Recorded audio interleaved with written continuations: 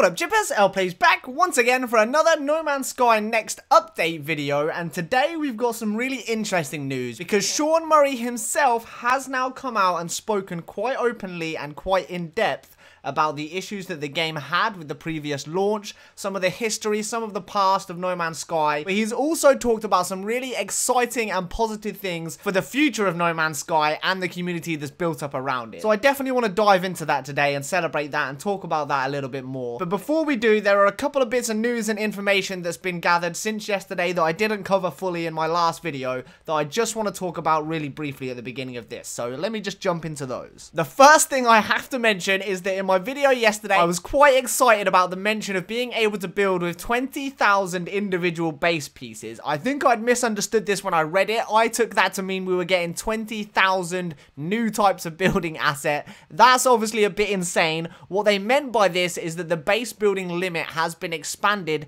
to 20,000 pieces per base. We also know we can have multiple bases on a planet and bases in other systems, other planets, all at the same time without having any problems. So to give you an idea of the scale of that, that's going to be approximately 10 times the size of the current base build limit, and we also know we're going to get a whole ton of new assets that go along with that. So building is going to be really freaking cool, and it's definitely going to allow us to build some really cool neighborhoods, towns, and little mini cities and things like that. So I'm really excited. I've got some cool ideas for maybe doing like an Ewok forest village type thing. So many things flying through my mind about what we could do with that. But I just wanted to make sure I'd set the record straight on that one so people weren't confused. Now, the other thing I want to address, I'm still seeing it all the time. Can we keep our current save games when the next update drops? The answer to this is definitively yes. You do not have to start a new game for Next. You do not have to lose your progress, your units, your story progress, any of that sort of stuff. You can keep it. You can carry on playing with the new updated content on your current saves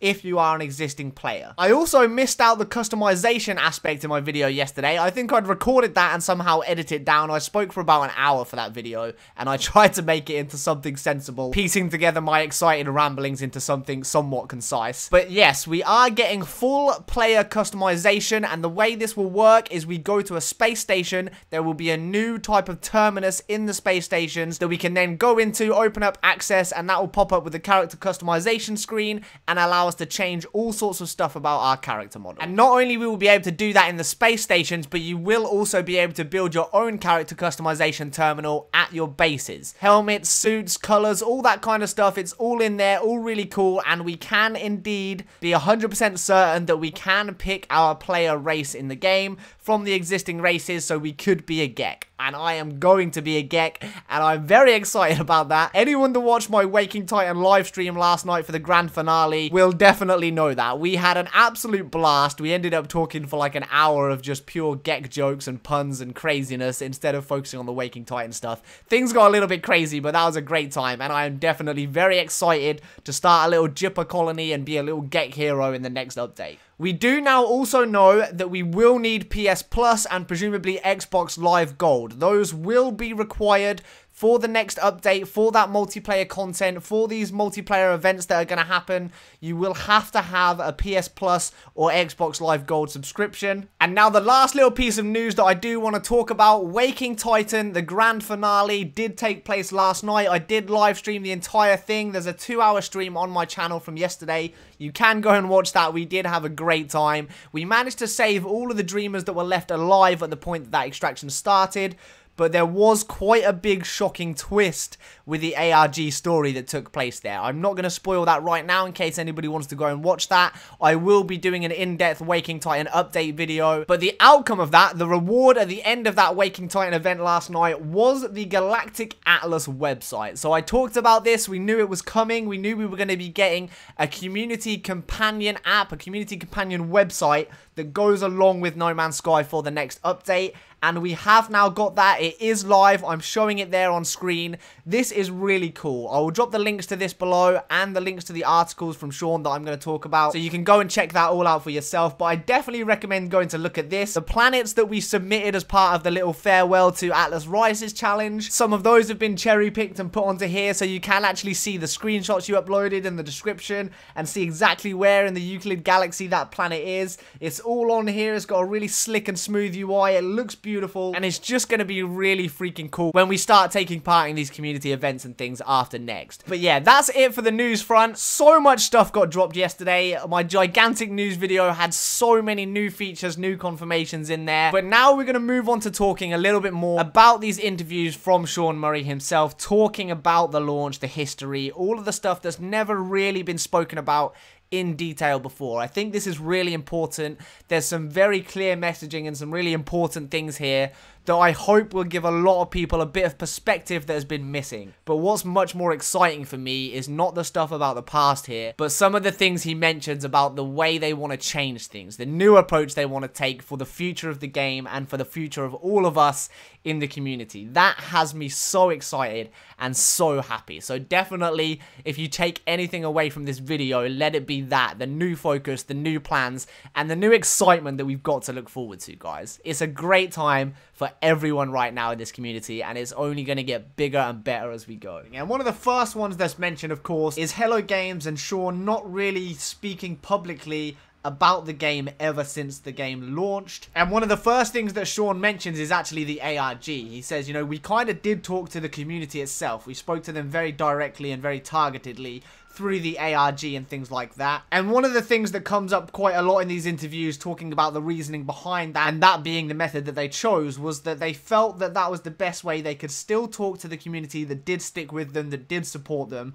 but it also allowed them to keep focusing on trying to make things right, to keep focusing on the game, developing the game, improving the game, and creating something better and magical for all of us. So that was kind of their focus. They just didn't feel like they were in a place where they could be coming out and talking publicly and openly, when they really felt like what they needed to do was lock themselves away and just put every ounce of effort they had into making the game what they wanted it to be. They did want to talk to us. They would have liked to have been more open, more communicative, but they just felt it wasn't right for them to do that when what they really needed to focus on was the game and developing the game. And another really interesting thing that comes up quite a lot through all of these interviews that I'm seeing is kind of an admittance that they were quite naive, and he specifically was quite naive when he was talking about stuff. They were talking about things years before they were done. They were talking about features that they wanted to do, that they were planning to do, but they hadn't been done yet. They were a long way away from launch. They started talking about all this stuff.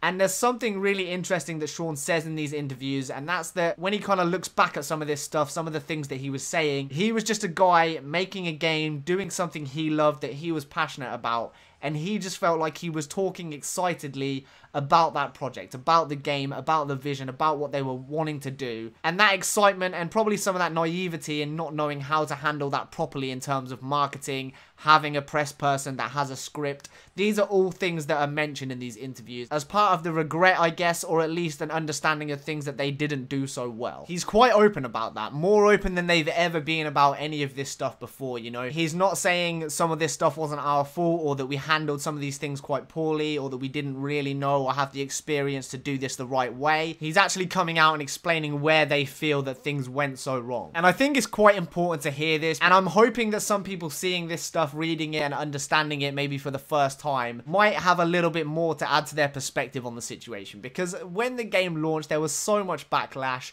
It was such a popular thing to do, to hate on them. But I think one of the things that a lot of people do forget is that there were mistakes made, there were things that weren't handled well, but that wasn't ever done in this intentional, malicious way that a lot of people thought it was or made out that it was. It's good to kind of see this being out there for them to actually be able to talk about it at this point and explain how they feel about the situation. So that's nice to see, but there's a lot more interesting stuff in here that does have me excited, and that kind of focuses around the future.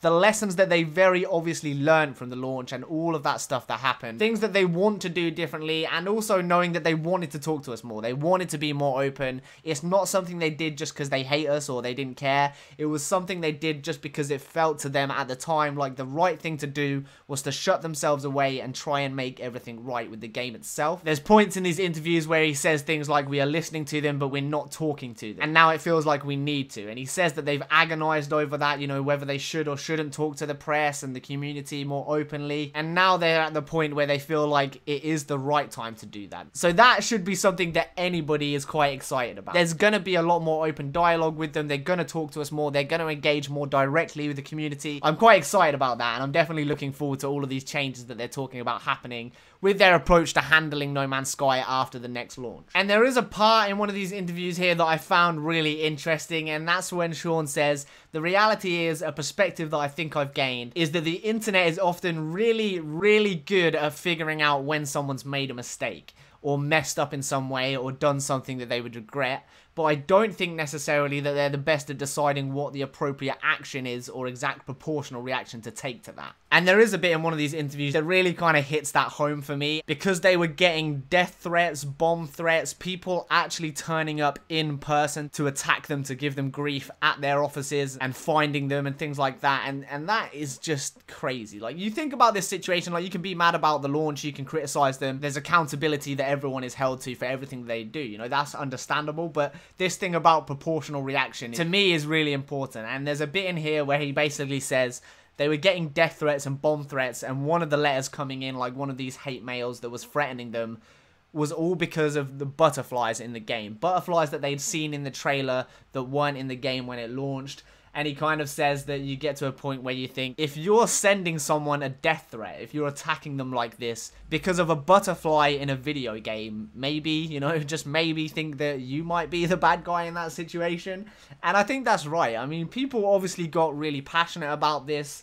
People definitely overreacted to some of this stuff. Like, I don't think there's any real question about that. And I'm not talking about the people that came out as critics or said things about the game or the situation. I'm talking about these people that did this sort of thing. Like, there is no way in any situation that that is an appropriate response to a game coming out and not delivering fully to what it was expected to be. You can't really believe that it's appropriate to send people death threats, to go to their studio, to send them bomb threats, or send them like dangerous packages and things like that. Like, that is not okay. Like, they had to have actual police security on standby to kind of protect them from stuff like this. Like, this was real danger that they were in because of a video game where they made some mistakes and they made some mess ups. And it's just, I don't know, it's just kind of crazy when you think about it like that to me. And I just really hope that, like, that kind of situation doesn't happen again to anyone for any video game, you know? Be angry about stuff, criticize stuff, but don't do it in any sort of way like that. Like, that is just absurd. And that kind of stuff just makes me respect them so much more when you think that despite all of that, all of this stuff that they were dealing with, they did just stick to their guns, they did just focus on the game and work on it completely solidly, despite a massive amount of people just hating on them non-stop throughout the entire process. They still just carried on, tried to do everything they could to make this right, to build the game that they really wanted to build, and to make the community happy, and to make people that were invested in that original vision happy. And I do think that is an admirable thing for them to have done. And I'm one of those people that's loved the game since the first time I picked it up. It's a really unique and interesting experience that I just haven't ever had from a game before. And it looks like it's just going to keep getting better and better. So yeah, I don't know. There's some sad stuff here when you think about the situation. I don't think we need to dwell on it too much because there's a lot of exciting stuff to come.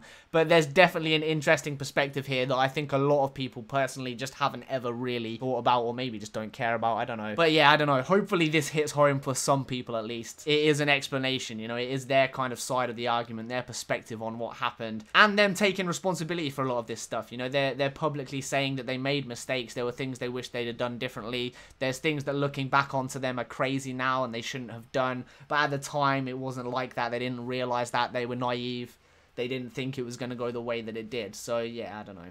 And the bit that I do think we should talk about more now, we should focus on, we should be excited about, is a section in one of these interviews that says, and we're changing what we're doing. After the release of Next, we're going to start communicating directly with the community loads more, and we're going to start dropping weekly content, weekly community missions and rewards and stuff like that, really catering to them, which is something we've always wanted to do, but it just didn't feel like we could. And that for me is like just insane. Like, how crazy is that? Like, after Next drops, not only is this going to be like such a massive overhaul to the game, like such a huge update, it's adding so much cool stuff for us. The game that we love is still going to be there. The gameplay, the experience that we all enjoy now is still going to be there. It's still going to be the same. It's still going to be that feeling that we get when we're exploring, when we're relaxing, when we're just having fun, looking at beautiful things and going out there and adventuring. You know, all of that stuff is still there, but they're just improving on it all the time. And this update is adding new stuff and deepening that experience more than it's ever been before. So yeah, I just think we've got so much to look forward to right now. And I really can't wait to see how all of this community event stuff runs.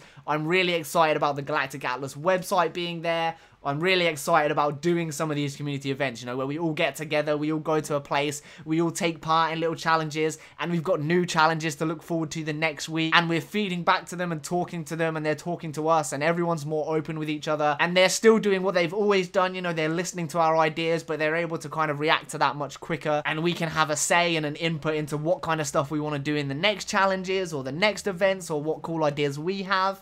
And they're going to be able to kind of work with us a lot more directly to try and do that and just create more fun stuff for all of us to be involved in. So I definitely think, like, this is just great. I think whatever side of the fence you sit on, you know, it's still good to see them being able to come out and talk about this stuff and do this stuff and change the way they've been doing things so far. You know, they've given us a reason, whether you agree with it or not. You know, they felt like the right thing to do for them was to really go to town, focus on the updates, the content, and the game, and just make that product what they wanted it to be. And now they want to be much more open. That is the positive takeaway for me from all of this. There's some answers in here and some things that are discussed that I think a lot of people have wanted to see for a long time. Hopefully that puts that conversation to rest now and we can focus on what's important, and that's the future for the game, for Next, for No Man's Sky Beyond Next, and for all of us as a community that do enjoy the game. You know, there are still going to be people that don't, there are still going to be people that don't care about this, that feel like for them the damage is done and they can't move past that. But for the people that are still here, or that are now interested, or now picking it up for the first time,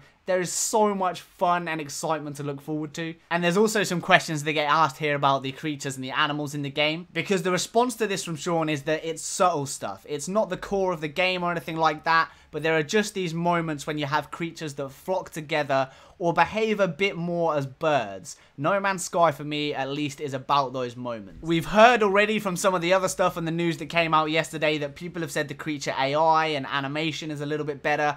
Things seem to feel a bit more real. And this idea that we're going to see little flocks of creatures or little groups or herds of creatures and stuff behaving a bit better than what they do now in the game. Like, that little tiny subtle change for me is going to be a really huge one. And I think it's going to be a lot of these little tiny things that have been tweaked or slightly improved that are really going to make this update so great and that I am looking forward to the most. Obviously, we've got some really cool, huge, flashy stuff that's going to be awesome, you know? 50 freaking frigates in our fleet, like, that's going to be awesome, even if it is difficult to say.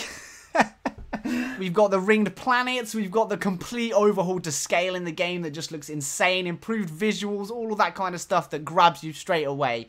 But these little more subtle changes, you know, where things just kind of catch you off guard, you know, they take your breath a little bit, they leave you in awe when you see something and you just think, huh, that's really freaking neat. It's the little things that really do that, you know, seeing creatures behave in a certain way. Seeing a scenario where all the little procedural things kind of come together to feel like a real handcrafted, genuine experience. And those things happen in the game now, but I feel like, and it sounds like, those little moments are going to be a lot more frequent and a bit more impactful now. So that's the kind of stuff that I'm really looking forward to. Obviously, the multiplayer, the community, the engagement with Hello Games, all of that is going to be insane. Like, that's going to be so much fun. And that's kind of the key stuff that I wanted to touch on. I do strongly, like really strongly recommend that you go and read these actual interviews in depth. There's much more context and information here than I've been able to mention briefly in this short video. Hopefully you enjoyed this one, guys. If you did enjoy it, please do drop a like and a comment. If you do want to support me that little bit more, I do have a Patreon and a merch store for those of you that can or want to support me that way. Don't feel like you have to. Just being here is something I'm really grateful for. But those options are there for anyone that wants it. And of course, make sure you stay tuned because we are going to be having a lot of fun with loads and loads of No Man's Sky Next gameplay as soon as the update drops. So yeah, I'm excited for that. Hopefully you guys are too. Take care of yourselves. And peace. Just want to give a huge shout out and thank you to all of my current Patreon supporters: Sirocco Magelli, YO, Madeline J, NTB, Ovin S, Tyler D, Todd Cook, Neil B, Anarchy, Vanilla, Rasmus K, Autumn Long, Lukash, Husband Vader, Amras, Dale from the Atlas Hub, Ty the Blazer, Joanne Anderson, Heath, The Portrait Dude, Akami, Mac for a Day, Ongrad, and Dead D Reza. You guys are the best.